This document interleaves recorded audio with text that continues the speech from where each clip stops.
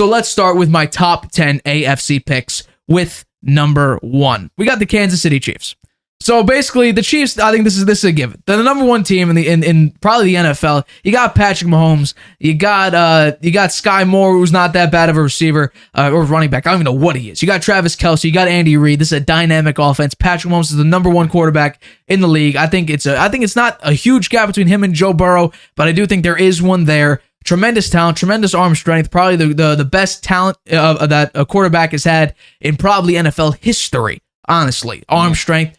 I know we both think Tom Brady, but I just think talent-wise, arm strength-wise, athleticism included, Tom Brady. I think Patrick Mahomes right now is the best quarterback in the league. Did you see they dropped Hilaire? Number 2. He's not going to be with them. I'm not surprised with that at all. My number 2 pick, I got the Cincinnati Bengals. Now, Joe Burrow is sort of like the New York Giants to Tom Brady, and now the Bengals are like that to the Kansas City Chiefs. Joe Burrow has dominated Mahomes in every game but the one game last year in the playoffs. Joe Burrow almost has Mahomes' number, at least offensively. He goes toe-to-toe with Mahomes each and every time. He's won basically every single matchup against Mahomes, sent him packing twice. Like what the Bengals have done has been phenomenal. Joe Burrow, second best quarterback in the league, probably hands down. I would say that's sort of inarguable. You got T. Higgins, you got Jamar Chase, you got Tyler Boyd, big, quick, and tremendously talented receivers. Now you got Joe Mixon. They look like they may get off of Joe Mixon. I'm not too sure though. I think it would be dumb to get off Joe Mixon, truthfully. But he might be dealing with a legal issue. We're not sure about that. Your defense could use some work. I'm not too excited about your defense, but it should be good enough to win you a lot of games. So we should see, but I still think Joe Burrow and this Bengals team, you'll win games regardless. I think if everything turns out okay, you'll be the number 2 seed in the AFC and probably in the NFL record-wise, but we will see going into next year. And honestly, before I get to number 3, I just want to say, if you look down the win-loss totals, this is basically the same list, essentially. But let's get into number 3. Number 3. I got the Buffalo Bills here. Now, we haven't seen a great Josh Allen. He dropped a little bit in his refinement category, making more mistakes than he did the prior year with Brian Daboll as his OC. So I don't love this, but they still won 13 games. They look like a good team. Your offensive line needs a little bit of work, but with Von Miller back healthy, you got a new linebacker to replace Tremaine Edmonds. You got your safety and a cornerback back. You got Micah Hyde and Poyer back. Those are 2 great defensive backs for your team. I think this team is going to look dominant again in the AFC and the AFC East, which is now a great division in football. The Patriots are obviously the weak link in that division. I think this team's going to go up. They could be the 3 seed. They could be the 2 seed. I think the Buffalo Bills will dominate in the AFC. I got them at number 3. Number 4. I got the New York Jets. It's crazy. But the truth is, they had the number 4 defense last year, and they won 7 games and were in playoff contention with garbage bags as quarterback. You got a mummified Joe Flacco, who at the end of by the way, Joe Flacco in the last game put up, 6 points against Skylar Thompson? I mean, give me a break. Zach Wilson, who got benched twice in one season? Are you kidding me? And they still won 7 games. You got Mike White, who played against the Bills with, half a torso. He got all broken and shattered. Still was able to perform slightly okay. I mean, the Jets are a dominant team. Now you had Aaron Rodgers with the Offensive Rookie of the Year, with Breece Hall, who looked phenomenal as a Jets running back before he got hurt. You got a lot of. You still have. You picked up McCole Hardman. You got. You traded away Elijah Moore. You brought in Alan Lazard. Now you got Randall Cobb. Oh, he's going to be great for you. I got berated in the comments because of hand signals that Aaron Rodgers, Lazard, and Cobb are going to do from 2014. I don't understand that. Cobb's maybe going to get 10 snaps a game at the very most, but hey.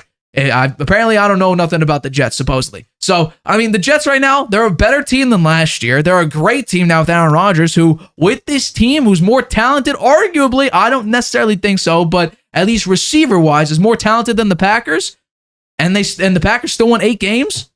Honestly, the Jets at number 4, I don't think is a hot take. I feel really good about my top 5. 6 to 10, I'm a little bit worried about, but let's finish it out in the top 5. Number 5. I got the Jacksonville Jaguars. Now, Trevor Lawrence in the back half of the season was the number 1 best quarterback in the entire NFL. Passer rated-wise, touchdown, interception-wise, yards, whatever you name it, Trevor Lawrence was the number 1 quarterback. Now, Trevor Lawrence was the number 1 quarterback coming out of high school and coming out of college, and he's considered a generational talent, a once-in-a-lifetime talent, and he's not exactly living up to it. but he's still been a phenomenal quarterback. Now, he won the first round of the playoffs. He came back from 24 points against the Chargers. I believe that's the biggest comeback in playoff history. No, never mind. It was close. The Patriots one, I believe, was the biggest one. That was 25 points, but one of the biggest comebacks. And he had 2 opportunities to send Mahomes packing in the playoffs, but couldn't get it done. So we could have seen a Jacksonville Jaguars AFC Championship game. Unfortunately, we didn't. But the way Trevor Lawrence has been playing now, with that team that made it to the playoffs, won a playoff game, and went toe-to-toe with Mahomes, and could have won twice against Mahomes, you add Calvin Ridley to that squad? Hey, this is looking like a pretty damn good squad for the Jacksonville Jaguars. They have a good head coach, too. Doug Peterson, a Super Bowl winning coach, out-coached Bill Belichick in Super Bowl 52, Eagles-Patriots. So this team's looking really, really good. I got the Jacksonville Jaguars at number 5. Number 6. I got the Los Angeles Chargers. The reason why they're not above the Jaguars, they don't win any big games. Also, their head coach makes a lot of bad coaching decisions, especially late in game. You got like the 4th and 6 on your own 30-yard line, and you go for it. Huh? What? That's easy points for the other team if you don't convert it. Now the Chargers deal with injuries. They deal with Keenan Allen getting hurt. Mike Williams is getting hurt. They drafted a pretty good receiver. We should see some production. And I guess that could have been to screw over the Giants, maybe. I'm not too sure about that. I can't confirm that. Although I basically can confirm the Steelers and the Patriots screwed over the Jets with the Steelers trading up. But I don't think that the Chargers and the Seahawks and the Vikings were all trying to screw with the Giants. But they got a receiver. I think that's mainly for Mike Williams and the Keenan Allen decision. We don't know what J.C. Jackson's going to be. When they did pick up J.C. Jackson, he did not look good. You got Derwin James, a very good defensive back. You still got, I believe you still have Khalil Mack. You got Bosa. I mean, this team looks pretty good. Defensively, you didn't perform as well as you should have. However, you still got the people. Another year under the system. Khalil Mack going to the new system. J.C. Jackson going to the new system. You got another year under that system. And I think the Chargers they should be a playoff team, but we will see in a very dominant AFC West. I think it will be interesting. However, the next one. Number 7. We got the Miami Dolphins. Where are the Ravens? Did you see talent top to bottom? Their defense is a little bit, worrisome, but they picked up Jalen Ramsey to help in the quarterback position. They also have Bradley Chubb. They also have Tyreek Hill on offense. They have Jalen Waddle. They have Tua when he's healthy is a top 5 quarterback. Just look at the numbers. This team, and with Mike McDaniel as head coach, Mike McDaniel's a pretty good offensive coach. Talent-wise, top to bottom, the Dolphins are a better team than 8-10. And also, the win-loss projection says that. They are on the same level as the Jets at 9.5 and the Chargers at 9.5. So Vegas is saying, my list is pretty damn accurate. And I'm going with it. Now, I didn't see these numbers until I made this list, which is quite interesting. But I think the Dolphins top to bottom, Tua should be healthy. Do I think he'll make it to 17 games? I'm not too sure. But Tua should be healthy at the start of the season. I'm hoping it's not the Kyler Murray syndrome where you get hit, you get hurt, now you're scared to run, you're scared to get hit, you're not as good, you're not able to perform as well. But the Dolphins at 7, I don't think is that hard of a take. I really don't. The team is very, very talented. You got the fastest receiver with pads on in the history of the NFL, and Jalen Waddle could be a very good number 1 on most teams.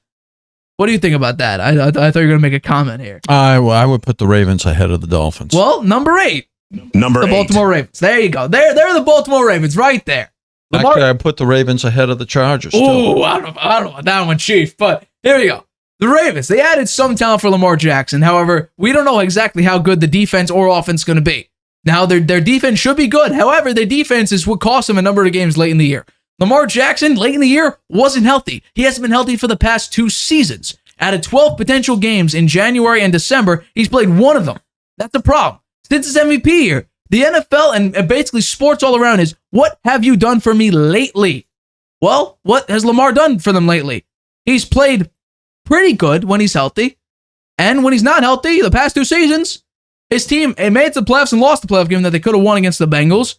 And they were just bad overall late. In the first time he got hurt, they were just bad. Now, Lamar Jackson, he has more weapons. I don't want to hear people complaining. He's got no weapons. Now, he's got OBJ, who could have won Super Bowl MVP, a fast rookie receiver. You also have Duvernay, who's healthy. You got Rashad Bateman, who's healthy. And you have a top 3 tight end. What more do you want? And also, you have a top 3 offensive line. Look up the numbers. He's basically had a top 5 offensive line his entire career with the Ravens.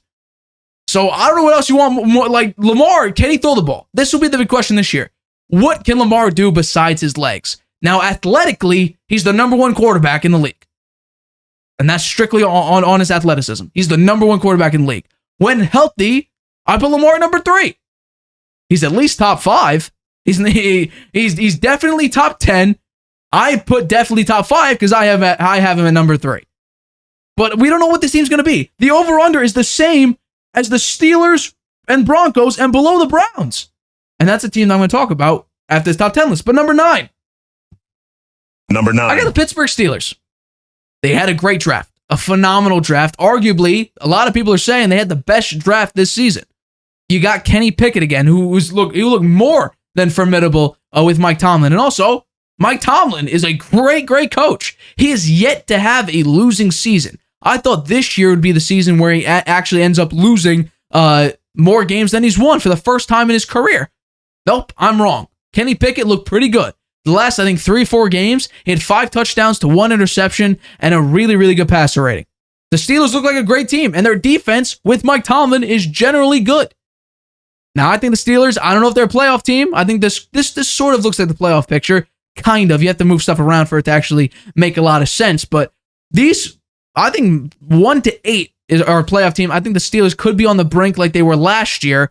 But I just think the Steelers with Kenny Pickett is a pretty good quarterback. The AFC is very, very tough. Much, much more difficult than the NFC. I think if the Steelers were an NFC team, they would definitely be a playoff team. But the Steelers, number 9, I think, with Kenny Pickett, with Pickens, with Deontay Johnson, you got a lot of talent surrounding you. And plus, according to a lot of people, the number 1 draft this season. I got the Steelers at number 9. And to wrap up the list, Number 10. I got the Denver Broncos. Now, this is not me. I think, and I've been saying, Russell Wilson, the way he performed is not a blip, it's a trend. However, I'm doing this for the greater good. The greater good. I think with Sean Payton, Russell Wilson should be better. Should be. You got Tim Patrick and KJ Hamler. They're coming back healthy. Cortland Sutton is going to be healthier. Jerry Jeudy, I don't know what's going to happen. There were rumors that he's going to get traded or not. I'm confused with that. However, the Broncos should be better. They had statistically the number 1 defense last year. Pat Surtain taken after his dad being a phenomenal defensive back. And the Broncos are the number 1 defense last year. I think the Broncos should be. Once again, should be. I don't fully believe this because I think Russell Wilson is not as great as people are hoping he'll be. And he's definitely not worth what the Broncos paid for him. I think it's going to be a trend, not a blip. However, I'm doing this for the greater good to not sound extremely biased, but I do have them at the number 10 team. I don't have the Raiders. And another thing I just want to bring up, the Patriots are 7.5 wins. That's the win-loss total, over under. That's wrong. The lowest in 23 years. That's wrong. What do you think they're going to win, honestly? I think I'd give them 9, at least. I don't know about that. I also think they should be in the top 10 teams. No way. Yeah, they should be better than the Broncos. I think they should be in there instead of the Broncos. The Broncos are a better defense. I think, honestly, maybe they have a better quarterback. I think Russell Wilson's better than Mac Jones. I don't know. Well, we'll see. Hi, everybody. Thanks for watching. Make sure you subscribe here to get the latest from the show. Also, if you want to check out the full episode, make sure you click the I in the top right-hand corner right now. If you want to listen to this show anywhere you go, make sure you go to anchor.fm/The Harvey Hour or anywhere you get your podcasts.